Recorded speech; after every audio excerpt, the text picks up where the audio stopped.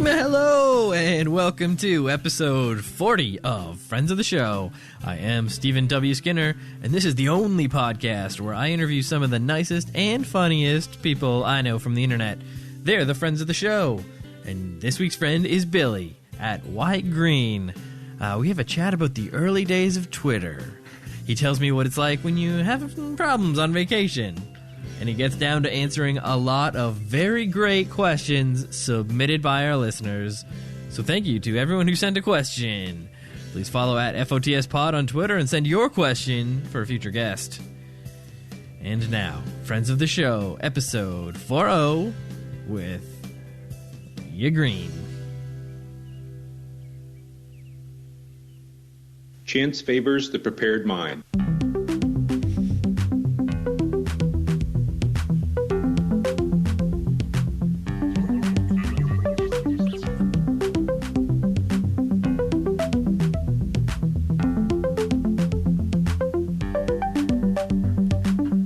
Chance favors the prepared mind. I believe it was Louis Pasteur and also the bad guy in Under Siege 2, Dark Territory. So that's a great quote. Thank you for choosing that, and welcome to the podcast, Billy. Thank you, Steven, and it's pretty cool to be on. All right, so for the listeners, Billy is one of the funniest and also nicest folks who does the jokes on Twitter. He is beloved in many online circles, and I'm very excited to chat with him this week on the podcast. So, where are you from? Tell us about yourself. Let's get to know you. I am from Indiana. I currently live in Indiana and just moved back here about 6 months ago from Atlanta, and pretty excited to be back in the area. My wife and I have traveled around the country a little bit for work, I guess really for about the last 15 years. So hopefully this is our final move, and we're settled down for the long term.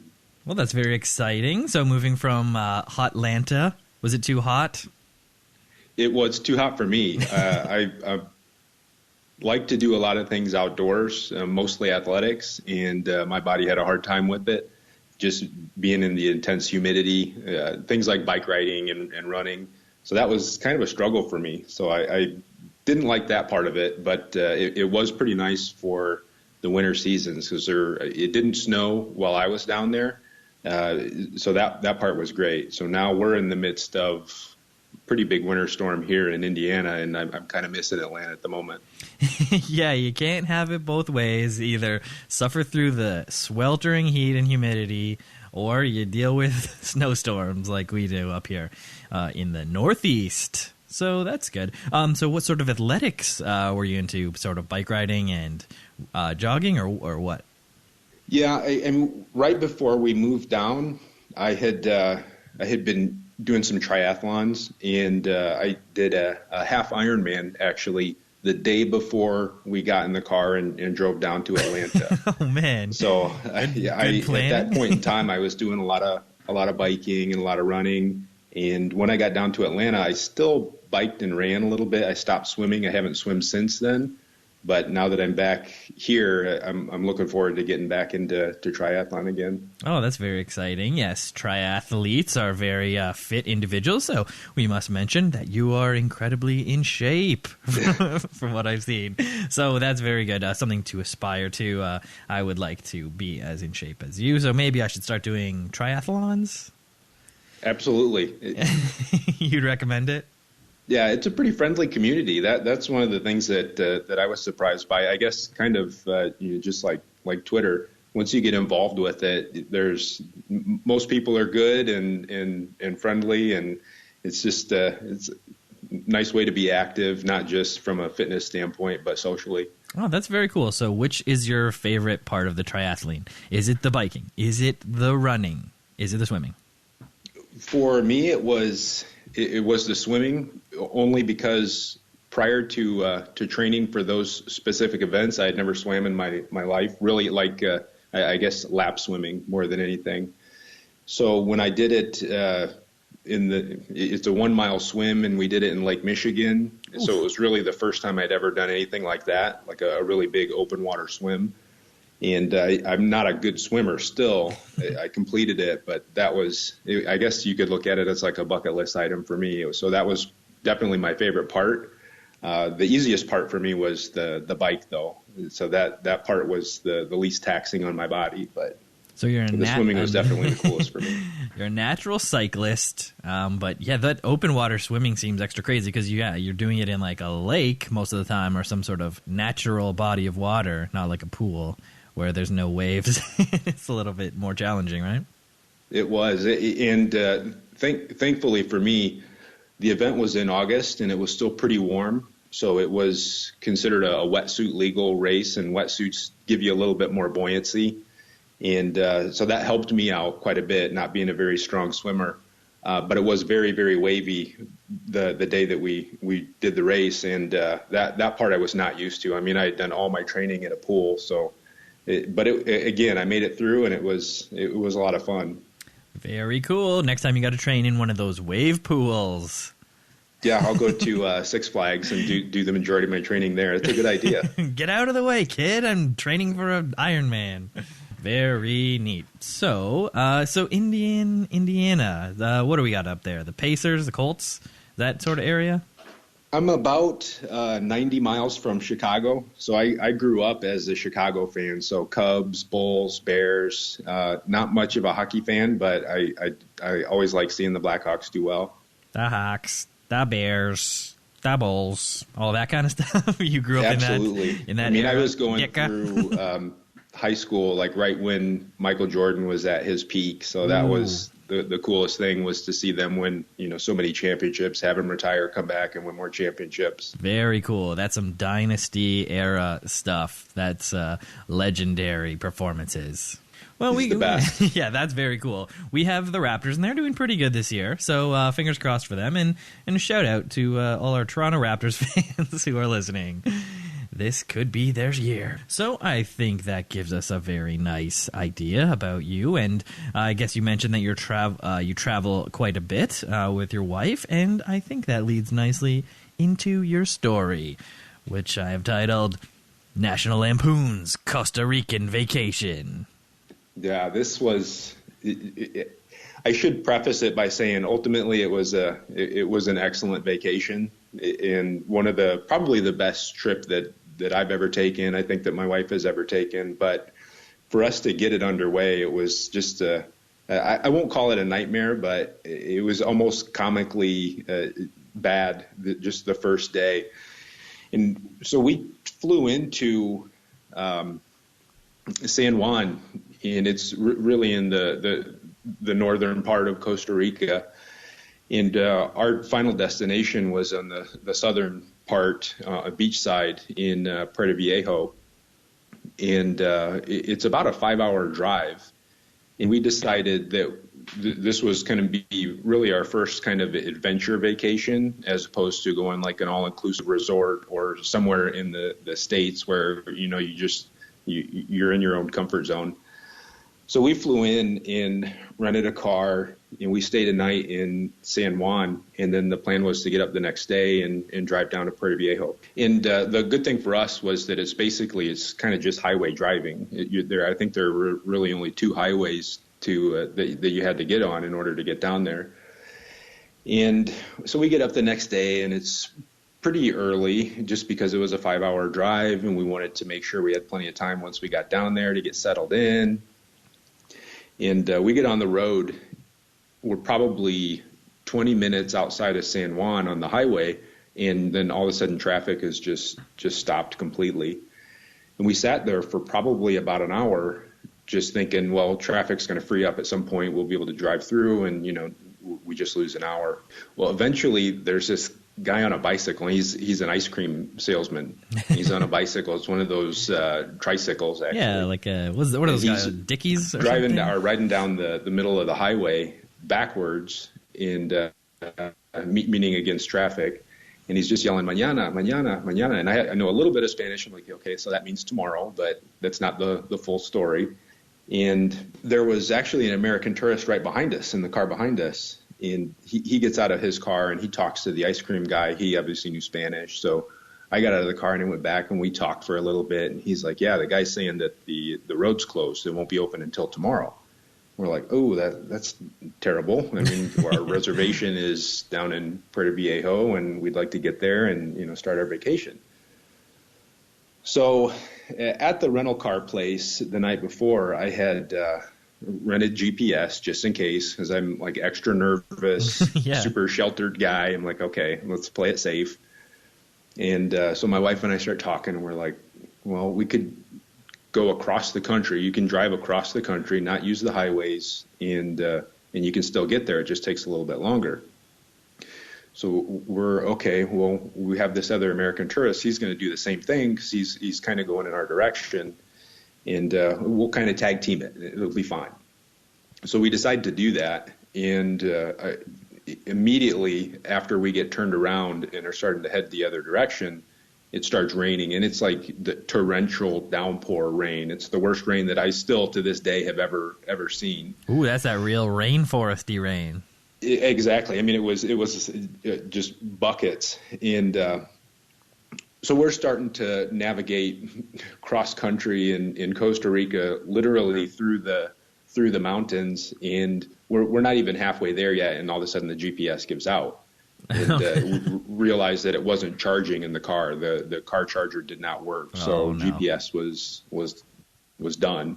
Hope you got a refund. We're using a map that's in the back of like this tourist book that my wife had brought with us for, let's find all these things to do. And I guess to make the long story short from a travel perspective, it ended up taking us 11 hours to get down to our destination. Oof. So finally we're pulling into this town, Puerto Viejo, and the electricity is out everywhere in the entire town. And we get to our little beach house resort area where we were staying, and we pull up to the gate. We ring the buzzer, and this guy comes out. He's the property manager. He comes out, and I'm not kidding you. He was 3 sheets to the wind, just completely drunk. He's got a glass of wine in his hand, and he's got one of those flashlight headbands. Oh, yeah. The power's out everywhere. Can't see anything. So he gets us kind of like checked into the hut or the house that we're renting, and the power's out. And he's like, sometimes this happens, but it'll be fine. It'll be back on by morning. If you guys just want to get settled in, we'll have some breakfast for you in the morning and all of that. I'm like, okay, all right. And my wife at this point is just basically frazzled. This was not to say that I'm overbearing or anything, but this was the first time that she had ever planned a trip like for us on her own. I literally did nothing for this. And she's frazzled. She's like, this is awful. I can't believe we're going to be down here for another 7 days. And, this is how bad it is. So finally, we kind of get settled in, and we're like, well, we don't have any food. You want to drive back into town and see if we can find some food. So we kind of drive back into town and sit down to eat dinner. And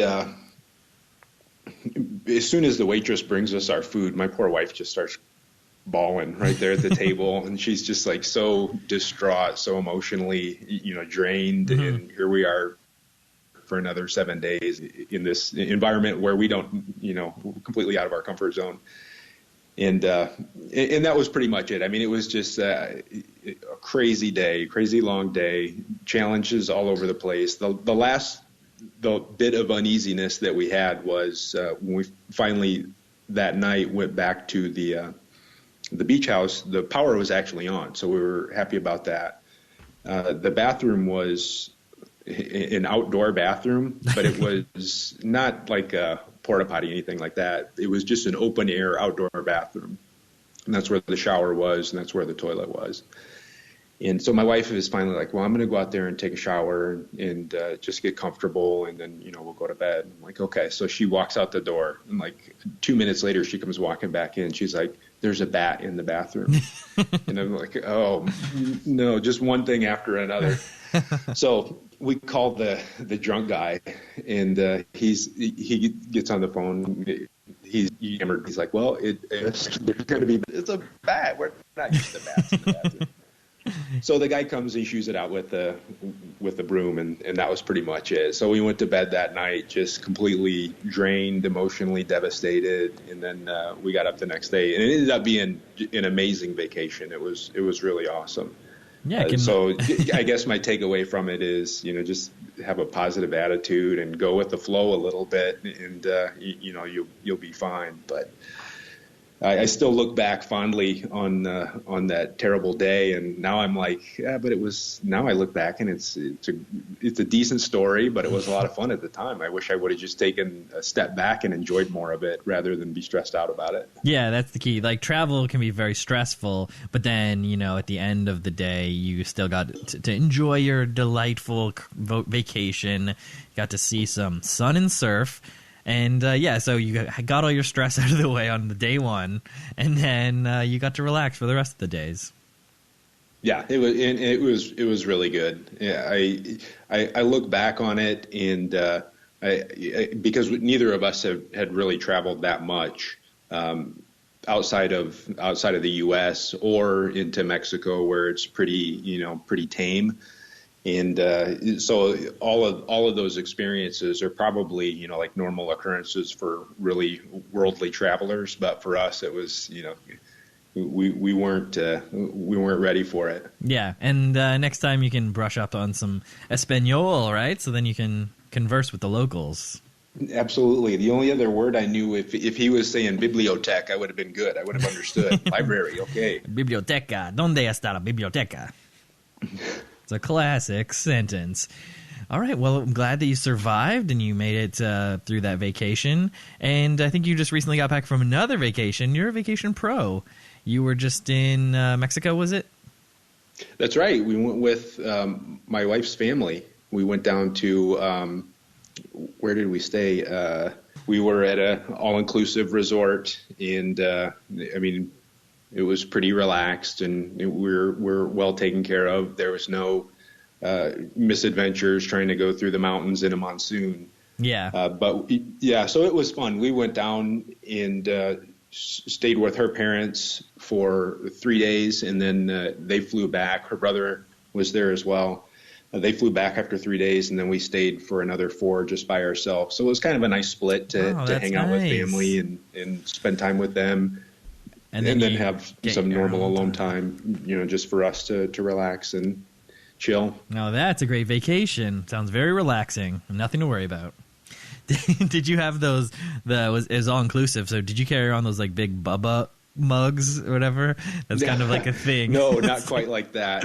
But yeah, the drinks were very free flowing, but we did not have any big Bubba mugs. Yeah, because that's the pro move that you see all the those experienced all inclusive people do, where they drop their towels and reserve their chairs by the pool, and they get their big Bubbas refilled all the time. It's just we weren't quite that aggressive with the beverages, but we did have fun.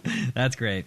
All right, well, I'm glad that you've enjoyed your vacation, and now that brings us into our Talkin' Twitter segment.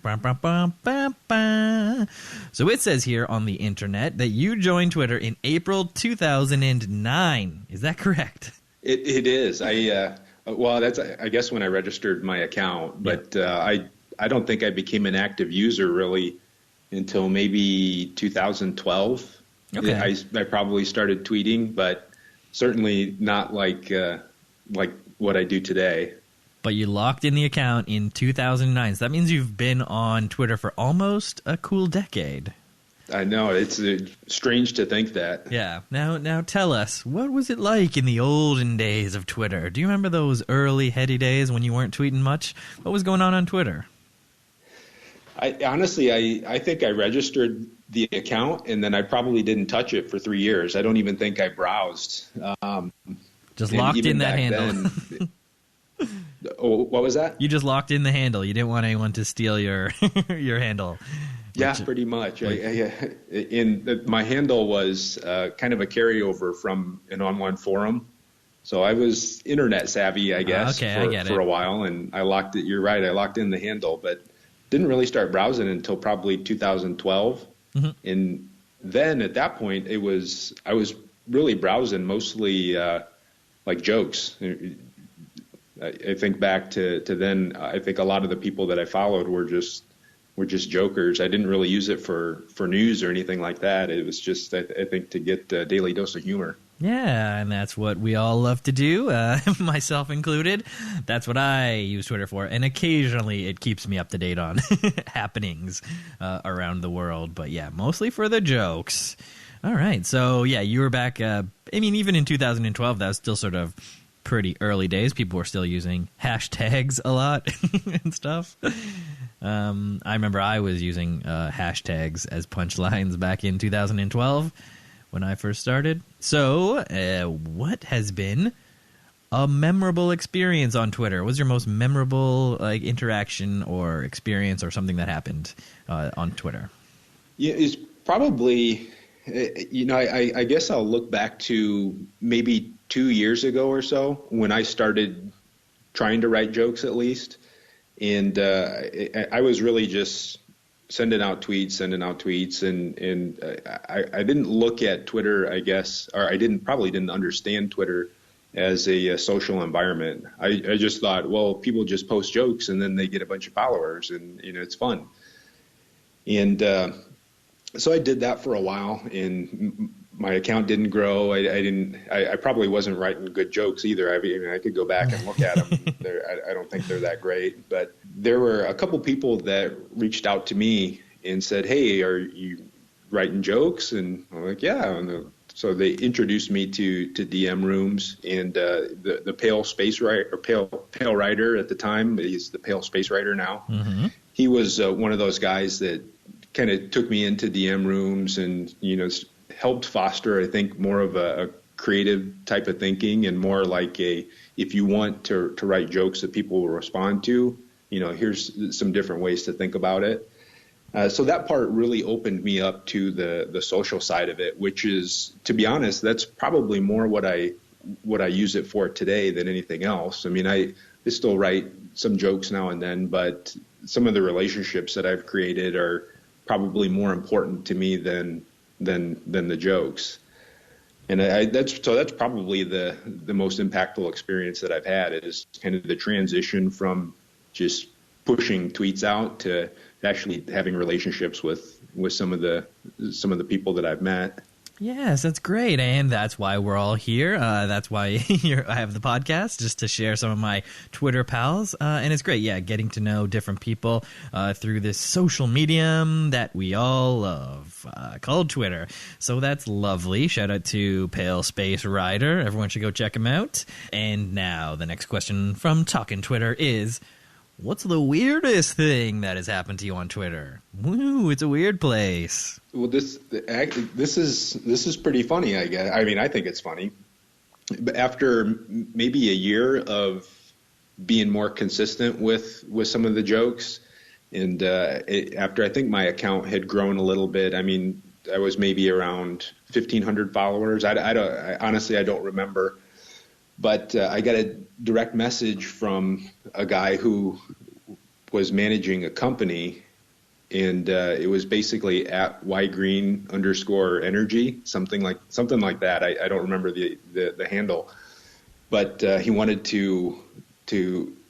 he wanted my handle, and because that is his company name, mm-hmm. And he more or less said, some of your tweets wouldn't represent the company very well if somebody was searching for, information on us. And at that point, I was kind of like, well, listen, dude, I know I write bad jokes, but you don't need to take a shot at me for it. Yeah, it's not going to tank your company.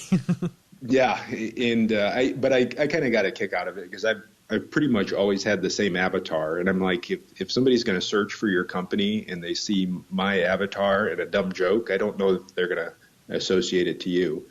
But I always kind of get a kick out of that, because the guy DM'd me and wanted my handle, but luckily for you, I stopped responding to him at some point, and it's been moved ever since. Yeah, I mean, luckily for you, you got it in there at April 2009 just to lock it in, and that's why. That's exactly why. So we should mention. I don't think I mentioned your handle. It's ygreen, YGRENE. And what's the story behind that? I guess you mentioned it was from a bulletin board, the earlier version of internet chat rooms? Actually, it goes back to an old file sharing program called WinMX. I don't know if you've ever heard of it, but no. I used to share music a lot. That was way back before it was highly illegal, I guess. But the name, I started with that name then, and it was just energy backwards. That's all it was. I'm giving away all my secrets here. But ever since that file sharing app, almost any online forum that I've ever belonged to, I've used that handle. So it made sense to carry it over to Twitter, I guess. Yeah, that's very cool. The secret's out, everybody. But interesting to know because people pronounce it different ways. Why green? Is that how you pronounce it? You know what? I won't say. Okay. We're going to keep a little bit of mystery. All right, keep the mystery. So. That's fine. I kind of say like yig green. Yeah, and that could be correct. We don't know. We don't know what the true pronunciation is, but just know that's how I say it. So I call you like Yiggy, Yiggy for short. Yeah. Yugrenny. Yiggy. Yeah. All right. The next question about Twitter is: have you had any fun interactions with a celebrity or brand? I mean, I guess I have. Not with a brand, but I mean, I think that's one of the things that's pretty cool. If you think of some of the people who are pretty active, or I think within our space, people like Mark Hoppus and Mara Wilson, or just to name a few. And I mean, Lin-Manuel, creator of Hamilton. He's retweeted me a couple times, but I've never had a direct interaction with him. But I think about those people, and I have DM'd once with Mara, and so that's probably about as close as it's been. Very cool, though. Yeah, those are the big names who still sort of hang around, are very active on Twitter, and retweet some jokes, tell jokes on Twitter. It's really fun. Yeah, Lin-Manuel Miranda has a lot of fun on there, and yeah, he likes to share jokes. A few of the friends of the show have been retweeted by him, and it's great. He has such a huge reach that any Lin-Manuel Miranda retweet could rocket a tweet up to becoming your most popular immediately. Absolutely. And I mean, I guess for me, just as somebody that's putting jokes out there, it's kind of cool to have somebody like that who's obviously very talented, very accomplished, for them to take some kind of note of your tweet and to retweet it. So it's kind of a cool feeling. Yeah, it feels good. Feels nice when you get that sweet retweet from someone you respect. All right, so the next final questions about talking Twitter. There are two. This first one is who would be your dream follow back? Now, that is someone that you currently follow, who you would love a follow back. Oh, that's a good question.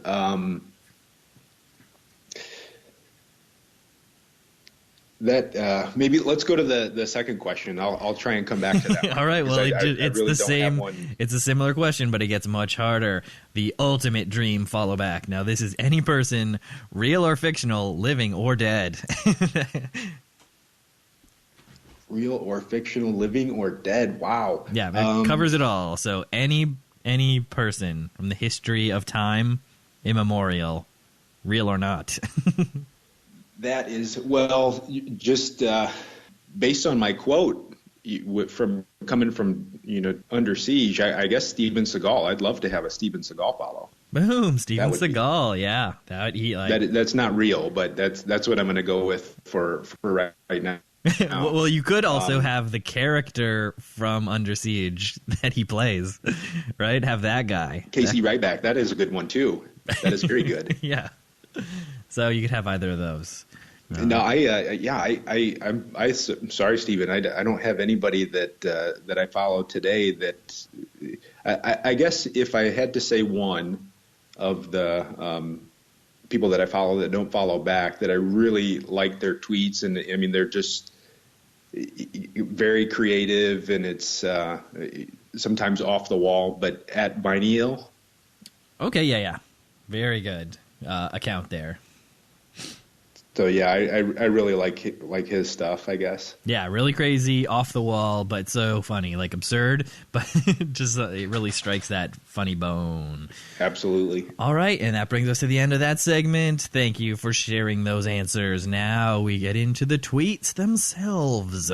Now, you have selected one of your tweets to share with us. Would you like to share it?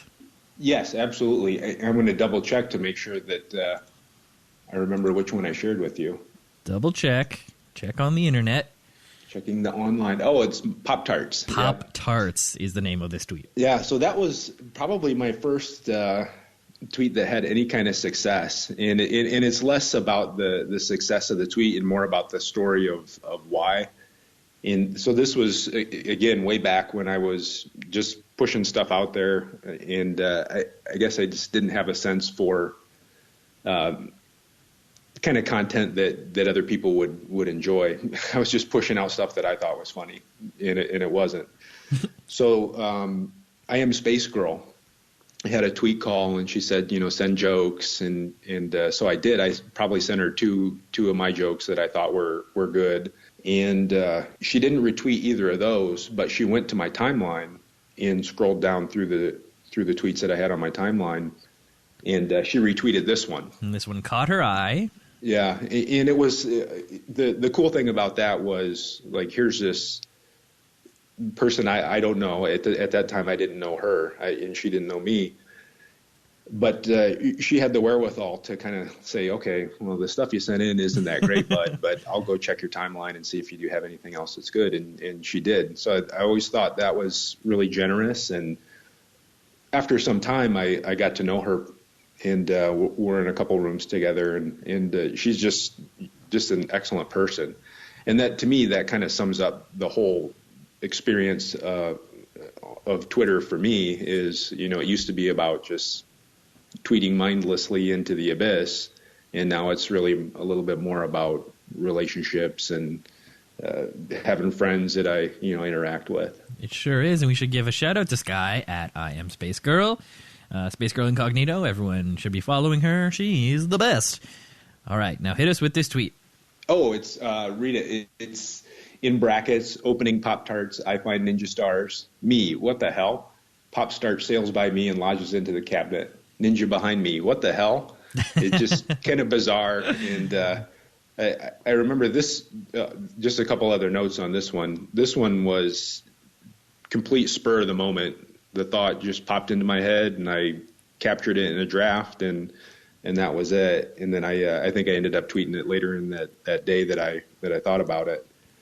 But that also kind of triggered me to, I guess, simplify the process and not try to overthink things. Yeah. So some of those ones where it just comes to you and you just tweet it right away, or draft it but then post it same day, those ones are sort of the ones where just how it comes to you, all completely formed, like a fully formed idea. Those ones tend to be better because you feel it from the get-go. It's not something that you're sort of tinkering around with in drafts. Absolutely.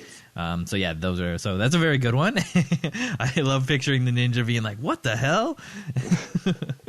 So, and I have selected one of your tweets to share with the listeners, and the tweet that I have selected is this.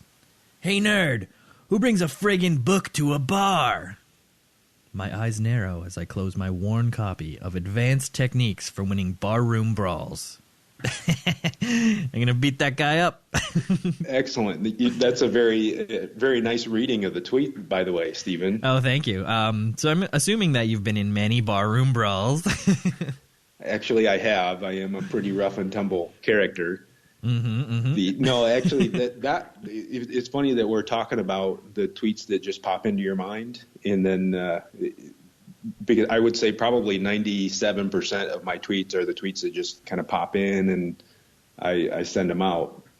That one was not. That's probably one of three that I actually worked on over the course of a couple days to get it just the way that I felt like it had to be. So you had the general idea, but then maybe the wording for Advanced Techniques for Winning Barroom Brawls. Is that what you tinkered with? Yeah, And I think I remember that one took me a little while to get down to 140. Whatever I had initially was not 140 characters. Oh yeah, see that was the old Twitter where you had to, edit and be careful with your word selection.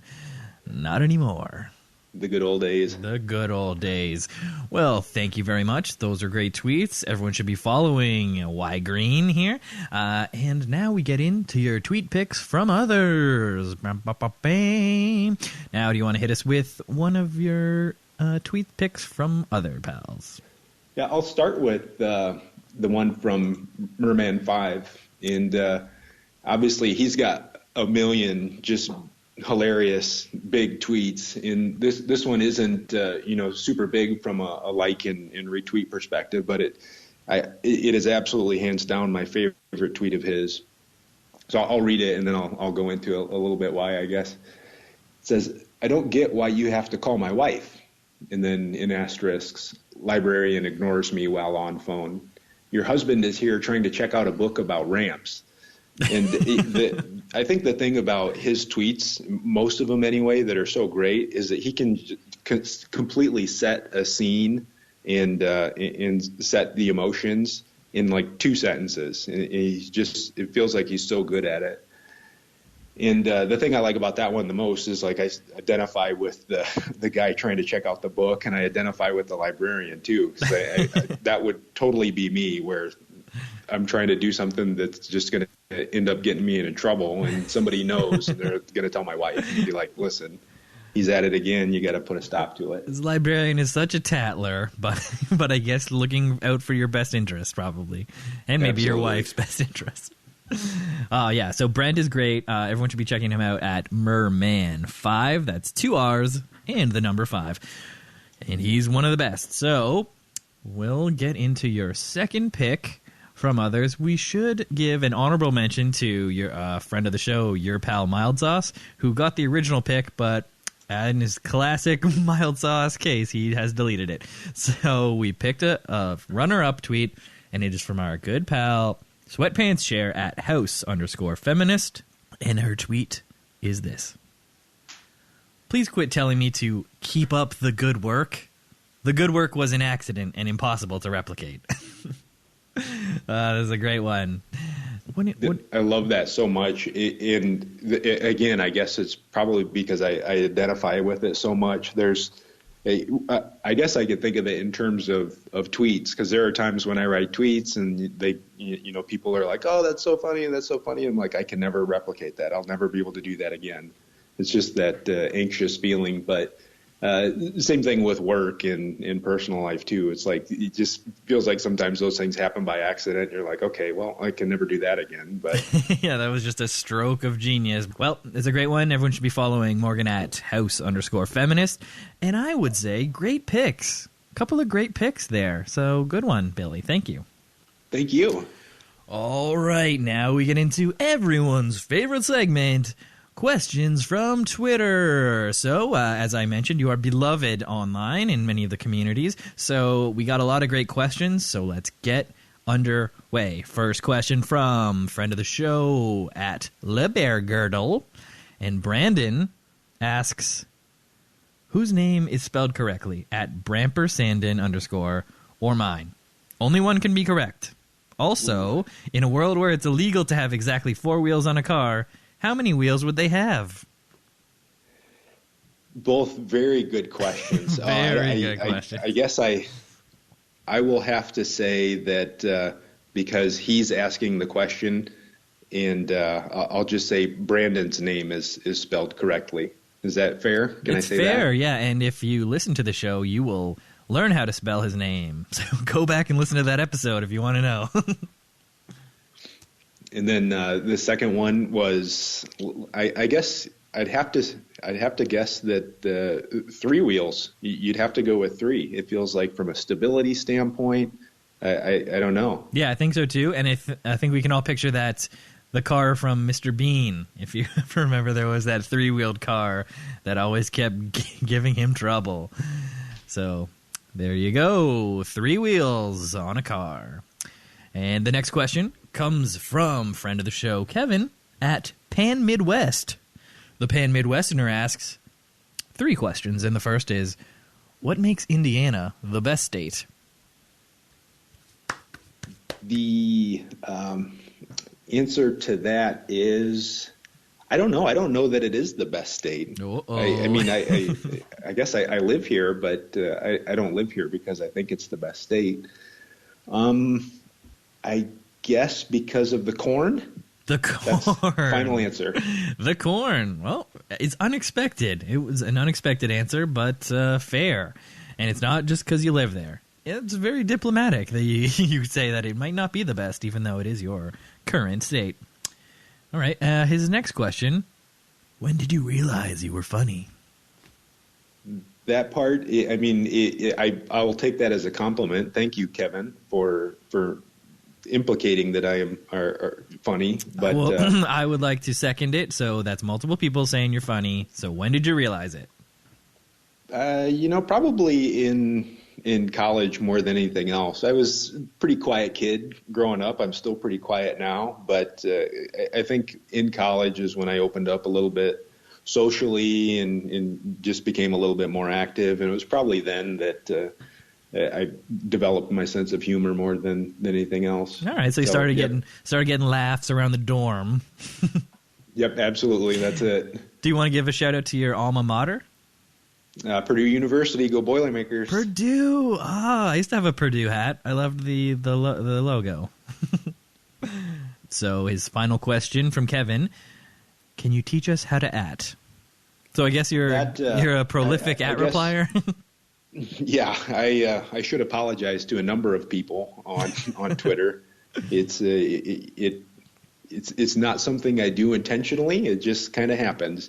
But yeah, Kev, I don't know if that's a teachable quality. I think you either have it or you don't. I don't know. It's instinctual at this point, right? Yeah, been doing it so long. And if I did know how to teach it, I wouldn't want to enable anyone else.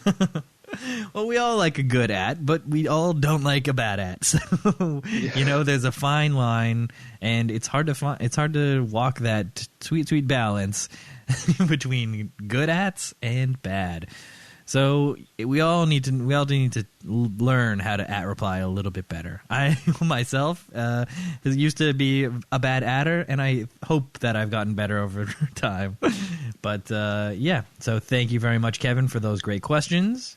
And the next question comes in from Allie. And I'm talking about at Tragic Allie here.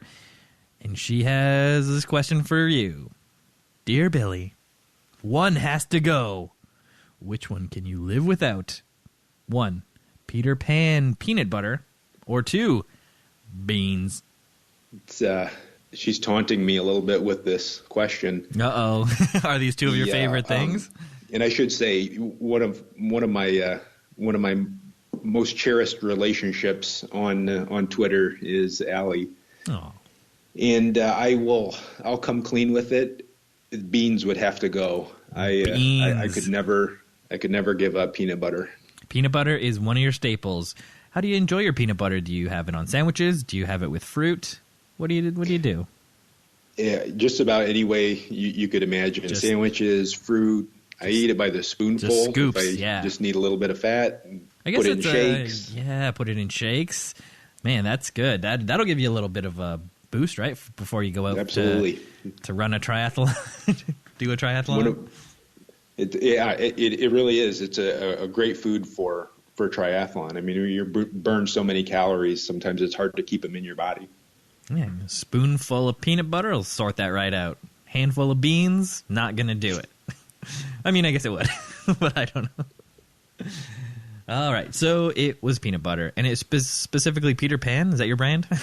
Take a lot of flack for this, but yes, I do have peanut butter, and I do eat Peter Pan, and I do eat Peter Pan, and but I'm open to other brands. Okay. It's not exclusive. I have some Jif in the cupboard right now. Some Jif. You're a choosy mom. Correct. That is correct. All right. Well, thank you very much, Allie. And everyone should go check her out at Tragic Allie here. Very funny and nice Twitterer. And now we get into the question from Tom at Trojan sauce. And his question, as always, is fuck, marry, kill. The Chipmunks, the Smurfs, Garfield. I would kill Garfield, or is it Jarfield? Oh. I would... Wow. I guess I would marry the Smurfs. Okay. And I would... I'm going to keep my language clean here. I would F the Chipmunks. F the Chipmunks, marry the Smurfs, and kill Garfield. So the marriage is sort of like one of those sister wives I guess, situation. yeah. You got all the Smurfs in there. All right, great. And Tom asked another classic Tom question. Would you rather eat all your food by licking out of the roof of a kitten's mouth? The kitten doesn't like it, and it is scratchy. Or delete all your murder tweets. Woohoo! What a would you rather? I guess I will maybe show my true colors here, but I would delete all my murder tweets. Okay. Maybe I'm a little too picky about food and cleanliness. Right. Yeah, licking the food off the roof of a kitten's mouth, and the kitten doesn't like it, would be a very awkward way to go through life. No, thank you. I would murder my murder tweets. Yeah, murder the murder tweets. Should we mention that you have a lot of murder tweets? I guess so. And maybe I'll take this time to, again, not to get rid of too much mystery behind my account, but I'm not a murderer. I don't want to ever be murdered. And so I just kind of want to clear that up. I just like to tweet about murder, if that's okay. Okay. It's understandable. It's an interesting topic to tweet about. And, yeah, we don't think you're a murderer. All right. FBI, if you're listening, that should clear things up. Next question from friend of the show, Will, at Upside Down Trash. And Benjamin has asked, what is your favorite bean? Baked. Baked bean. Very good. Is that like a kidney bean or a black bean? I don't know what kind of bean it is, but I'm going to stick with baked. Okay, baked beans. Just a classic baked beans. Okay, and Will has another question of a personal nature. He asks, when are you going to come back to Philly so we can finish our barn burner NBA Jam game? Very good question. March. Oh, a definite answer. Wow, very good. And as you know, Philly just won the World Championships of National League Football. So congratulations to Philadelphia on rioting in their city and greasing up those poles. Shout out to Will, and thank you very much for the questions. So who won the NBA Jam game the first time? Will did. Every game that we played, he destroyed me. He is a skilled video game player. All right, so now we get into some questions from Matt McC1. And I believe you wanted the first question stricken from the record, so if you want that, I won't read it. No, it's fine. Okay, so the question is, what's your favorite way to eat a hot dog? And I'm not gonna pull any punches here. I eat them cold. No, absolutely. Did not 100%. see that coming. Did not see that coming. Just straight out the pack. No, I quite honestly, my favorite way to eat a hot dog is from the grill, mustard only. That's it. Oh, you're true Chicago style. And you'll fight anyone who puts ketchup on it, right? Absolutely. That is a heinous crime. That's the classic Chicago MO. All right. Very good. And he has asked multiple questions. So the second one from Matt is, what do you have to say for yourself, specifically with regards to this tweet? And the tweet is, murder scene. Cop 1. Cause of death. Cop 2. We found this meme. Cop 1. Cry face, cry face, cry face, cry face. Cop 2, for Christ's sake, Johnson, don't look at it. Cop 1, he's dead. So it's a classic murder scene tweet. And what do you have to say for yourself?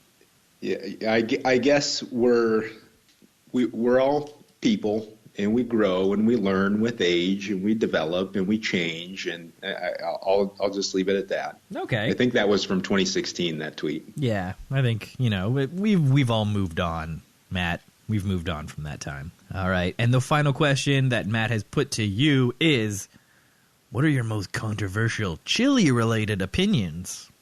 Well, there's a little bit of a hubbub in some of the circles on Twitter in regards to whether chili should or should not have beans. Oh, okay. Myself, I prefer chili with beans, but generally traditional chili does not have beans. So I take the stance of please include beans because I am a known bean enthusiast. But I do recognize that most traditional chilies don't have beans. And so I'm fine with that statement. It's sort of like an opposite stance to your hot dog stance, where traditional Chicago hot dog guys are like mustard only on a dog, and traditional chili people are like no beans in a chili. But you've taken the opposite stance. Yep, that's it, 100%. All right. I guess I'm a bit of a hypocrite in that way. I guess so. I guess Matt has really exposed some deep questions that we need to ask. And if I would expect anyone to do that, it would be Matt. Matt, you did it again, Matt. All right. So, question from Joel Crass is just a general, what the hell, man? Joel, I don't know. What the hell, Joel? Yeah, what the hell, Joel? What the hell's with that question? But thank you very much for the question, Joel. All right. So the next question. I should give a good shout out. We talked about ats and at replies, and Joel has he walks the line, but he's pretty good with an at. He's a good at replier. Yeah, Joel Crass. I think he's a Toronto-based guy, and he does music with a band every week or something. Talk to him about it, so we should give a shout out to that. Good job, Joel, on the music and the at replies. And thank you very much for your question. Of course, the next question comes from at D_DeWitt, and he asks, "Why do you keep sending me shirtless selfies?" I'm sorry, Derek. I'll stop. I will stop as of today. Derek, you ain't getting more shirtless selfies. I think you're going to come to regret this question. So we should give a shout out to him. He's another Canadian guy out in the wilderness, the wilds of the middle of our country. We got a few more questions rolling in. Again, I mentioned, thank you everyone who submitted a question at FOTS Pod. We got some great ones, and this next one is no different. It comes from at Sing with Taffy, and she asks, if owls are so smart, why do they just say who all the time?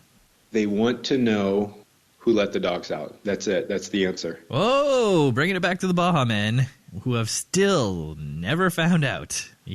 Years later, this mystery will haunt them to their graves. So, do they say who, or do they say hoot? Do they say who? Or do they say hoot? That's a good question. For Taffy, get back to us. We'll fire it back at her. Yeah, we're putting it back on you, Taffy. All right. So we got another question. It comes in from Danny at Dundlewood. And he has another weirdo question, and it is, how dare you? A lot similar to Joel Crass's question. I guess I would respond to Danny's question with Joel's question. What the hell, man? What the hell, man? Couple of great questions that answer each other. So, the next question comes from Hipster Mountain Troll at Kevaclism. And it's another food-related question, and the question is, how do you feel about ketchup on tuna? This is, We're going to need some time on this? Yeah, my blood pressure's rising already.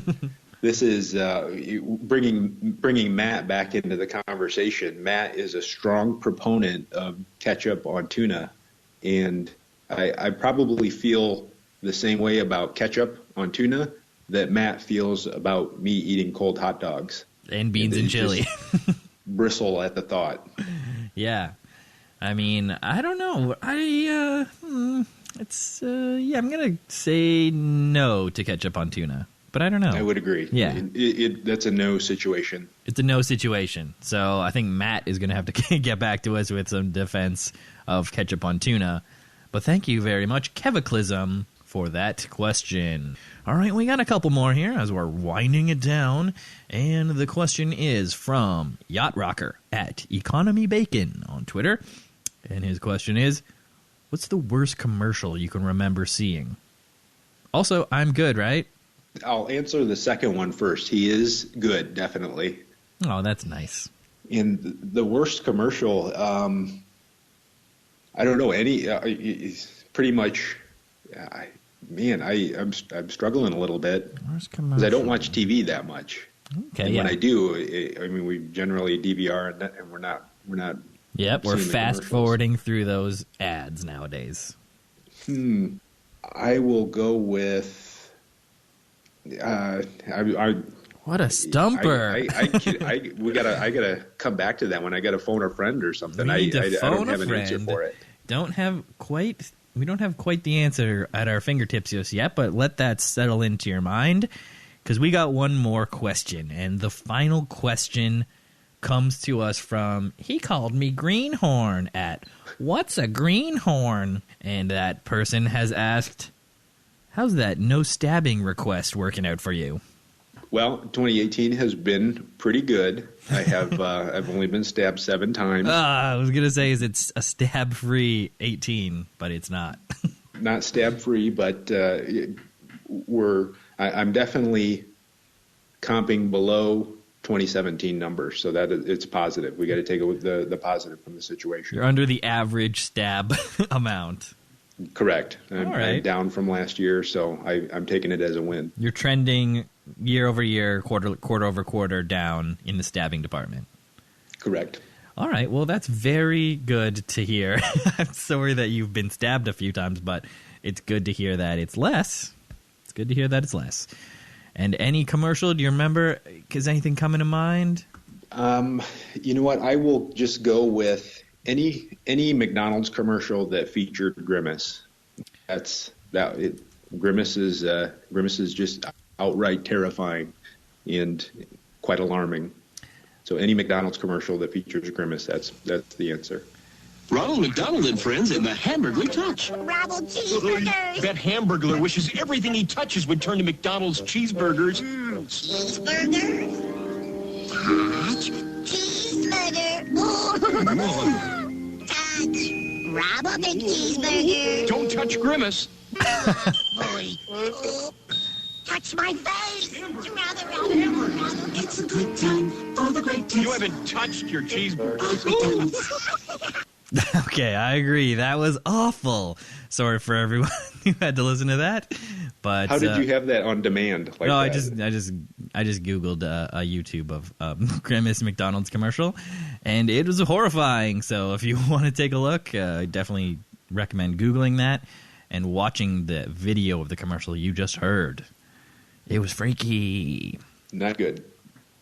All right, well, Billy, I think we did it. I think that brings us to the end of the podcast. Now, is there anyone you would like to give shout-outs to? Any final words of wisdom or advice? I'd love to give some shout-outs, but I don't know.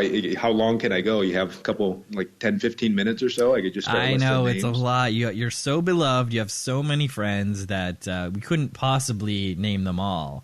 So maybe you could just give general shout-outs to all your DM room friends, your Twitter associates, everyone who asked a question was great.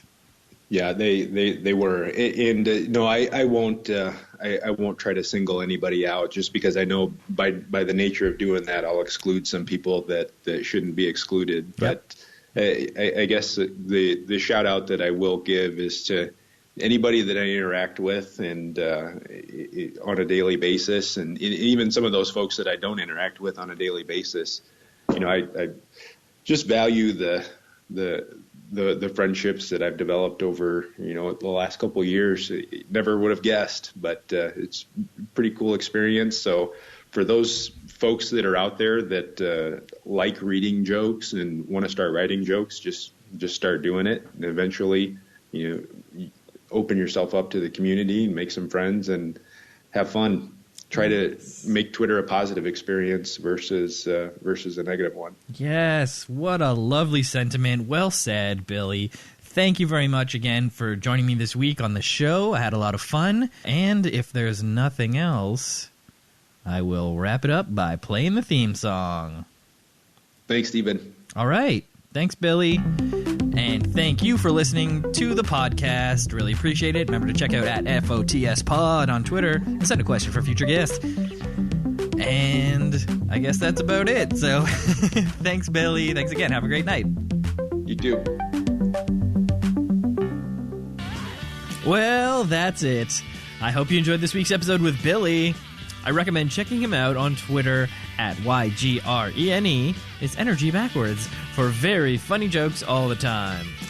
Following at FOTS Pod and sending question for future guests is fun and easy. Following at Skinner Steven is easy. Visiting StevenWSkinner.com for all the past episodes is easy. Subscribing is easy. Leaving a review is easy. Thank you to Ruby Coast for the music. Thank you to Kyle I. Davidson for the theme. And thank you for listening. I am Steven W. Skinner reminding you, have a great one.